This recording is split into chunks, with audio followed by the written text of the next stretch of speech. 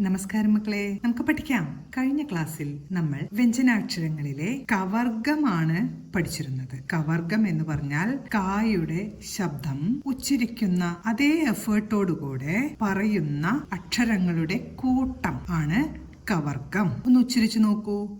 ക, ഖ, ഗ, ഘ, ങ. ഇതാണ് കവർഗം.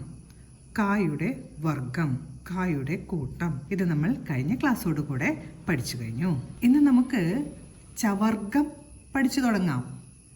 ചവർഗത്തിലെ ആദ്യത്തെ അക്ഷരം ചായാണ്. നമ്മളിത് പഠിച്ചു കഴിഞ്ഞതാണ്. രണ്ടാമത്തെ അക്ഷരം ഛ. ചായയുടെ കൂടെ ഹ എന്ന ശബ്ദവും കൂടെ ചേർന്ന് കേൾക്കുന്ന ഒരു ശബ്ദമാണ് ഛ എന്ന ചവർഗത്തിലെ രണ്ടാമത്തെ അക്ഷരത്തിനുള്ളത്. ച പ്ലസ് ഹ സമമാണ് ഛ. ച പ്ലസ് ഹ സമമാണ് ഛ. ചായ എന്ന് ഉച്ചരിക്കുമ്പോൾ ചായയുടെ കൂടെ ആ എന്ന ശബ്ദവും ഛ എന്ന രണ്ടാമത്തെ അക്ഷരം ഉച്ചരിക്കുമ്പോൾ ചായയുടെ കൂടെ ഹ എന്ന ശബ്ദവുമാണ് കേൾക്കേണ്ടത്. ചവർഗത്തിലെ രണ്ടാമത്തെ അക്ഷരമായ ഛ എങ്ങനെ എഴുതാമെന്ന് നോക്കാം. ആദ്യം നമ്മൾ ചായ എഴുതുന്ന അതേപോലെ തന്നെ എഴുതുക. ഇവിടെ എത്തുമ്പോൾ അതിനെ ഒരു രാ പോലെ വളച്ചു വെച്ചാൽ ഛ എന്ന അക്ഷരമായി.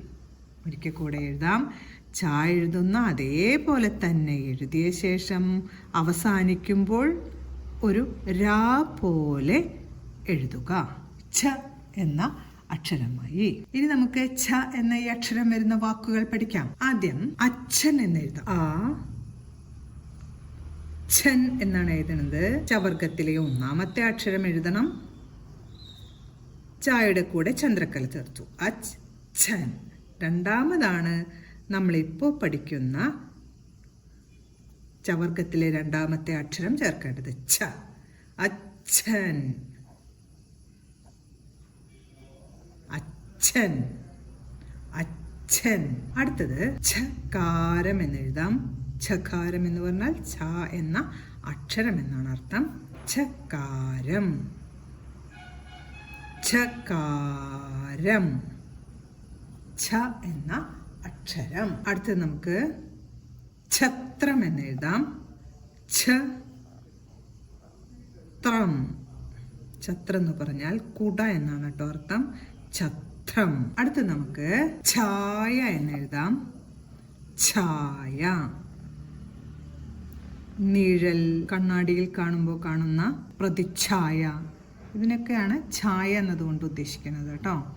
ഛായ, ഛായ. അടുത്തത് ഇച്ഛ എന്ന് എഴുതാം. ഈ ഛ. ഇവിടെയും ആദ്യം നമുക്ക് ച എന്ന അക്ഷരം തന്നെയാണ് വേണ്ടത്. ചായയുടെ കൂടെ ചന്ദ്രക്കല ചേർത്തു. ഇച്ഛ. ഇനി രണ്ടാമത്തെ ച എഴുതാം. ഛ. ഇച്ഛ. ഇച്ഛ എന്ന് പറയുമ്പോൾ ആഗ്രഹം എന്നാണ് കേട്ടോ അർത്ഥം. ഇച്ഛ. അടുത്ത് നമുക്ക് ഛഗം എന്ന് എഴുതാം. ഛഗം. ഛ ഗം, ഗം.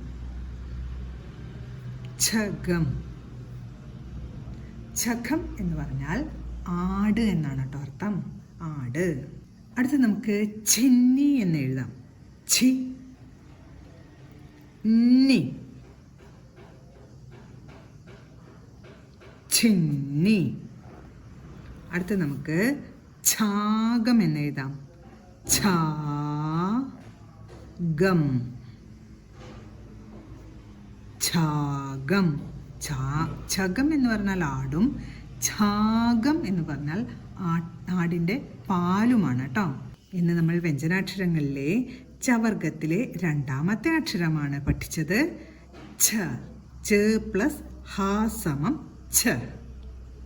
ഛ വരുന്ന വാക്കുകളായ അച്ഛൻ, ഛകാരം, ഛത്രം, ചിന്നി, ഛായ, ഇച്ഛ, ഛഗം, ഛാഗം എന്നീ വാക്കുകളും പഠിച്ചു. ഇന്ന് നമ്മൾ പഠിച്ച എല്ലാ വാക്കുകളും പറഞ്ഞുകൊണ്ട് എഴുതി പഠിക്കാൻ ശ്രമിക്കണം. അടുത്ത ക്ലാസ്സിൽ കാണാം മക്കളെ. നമസ്കാരം.